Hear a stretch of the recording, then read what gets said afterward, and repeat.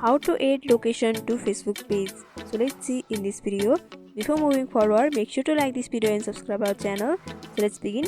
So the first thing you need to do is you have to open up your Facebook. After that, make sure you are logged in with your Facebook page.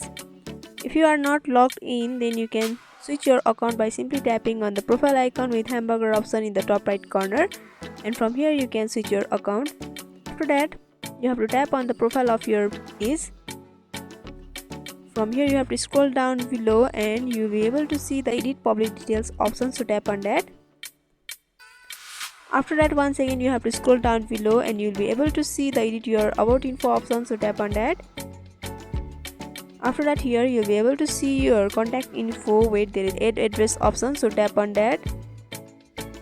After tapping on that, you will be able to see you can add your street, add your city, add zip, and also add map location.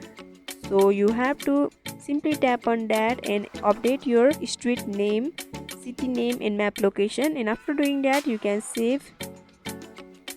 So by following this simple step, you can add location to Facebook page. So I hope this video was helpful. Don't forget to like, comment, share, and subscribe our channel for more videos like this. Thank you for watching till the end.